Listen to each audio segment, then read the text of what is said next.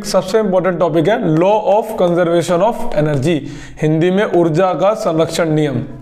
ठीक है, पहले समझ लेते हैं होता क्या है, ध्यान से समझना, बहुत आसान है वैसे तो। कि जो एनर्जी है ना, एनर्जी कभी भी एक फॉर्म से दूसरे फॉर्म में ट्रांसफर होती है, कभी ना ही क्रिएट होगी ना ही डिस्ट्रॉय होगी। ठीक है, ऊर्जा का संरक्षण नियम ये कहता है कि ऊर्जा जो होती है ना, वो बस एक रूप से दूसरे रूप में रूपांतरण होती है। ठीक है, लेकिन ना उनका सृजन होता है ना ही उनका विनाश होता है कि हम बोलेंगे एनर्जी बन गई या एनर्जी घट गई, ऐसा कुछ भी नहीं होता है। सिर्फ क्या होगा, एक फॉर्म से दूसरे फॉर्म में एनर्जी क्या हो जाएगी, ट्रांसफॉर्म हो जाएगी। फॉर एग्जांपल एक चलो समझते हैं, जैसे बांध है, डैम है, डैम के में पानी भर के रखा हुआ है। ठीक है, मतलब किसी एक हाइट पर है। पिछली वीडियो में बताया था कि कोई भी चीज किसी पोजीशन पे होगी तो उसके अंदर कौन सी एनर्जी होती है, पोटेंशियल एनर्जी होती है, स्थितिज ऊर्जा होती है। ठीक, तो वहां से पानी गिरेगा तो potential energy is converted into kinetic energy. स्थितिज ऊर्जा से वह किस में परिवर्तित हो रही है, गतिज ऊर्जा में। फिर वो नीचे गिरेगी और आगे जाके बहुत बड़ा टरबाइन होगा, उस टरबाइन पे जाके गिरेगी। टरबाइन घूमेगा, मतलब पंखुड़ी कह लो हिंदी में, बहुत बड़ी पंखुड़ी होती है, घूमेगी। उसके घूमने से क्या उत्पन्न होती है, इलेक्ट्रिक एनर्जी प्रोड्यूस होती है, मतलब विद्युत ऊर्जा उत्पन्न होती है। तो जो काइनेटिक एनर्जी थी वो किस में कन्वर्ट हो गई, इलेक्ट्रिक एनर्जी में। मतलब पहले potential energy, then kinetic energy, then electric energy.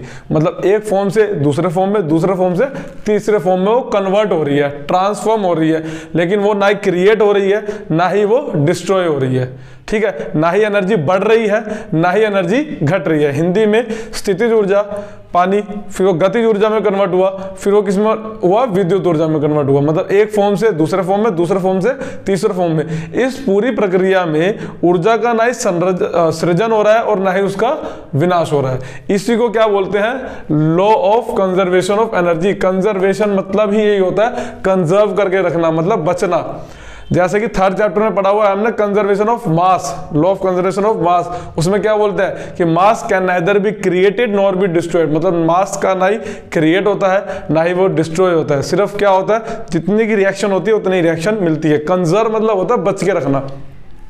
संरक्षण का भी यही है कि ऊर्जा का ना ही सृजन होता है और ना ही विनाश होता है, बस एक रूप से दूसरे रूप में रूपांतरण होता है। इंग्लिश में भी energy can neither be created, ना ही इसको क्रिएट किया जा सकता है, nor be destroyed, it can only transform from one form to another. मतलब वो एक फॉर्म से दूसरे फॉर्म में ट्रांसफॉर्म हो सकती है, लेकिन उसको ना ही हम क्रिएट कर सकते हैं ना ही उसको डिस्ट्रॉय कर सकते हैं। मैंने आपको एक एग्जाम्पल दिया, अब एक एग्जांपल और देख लो।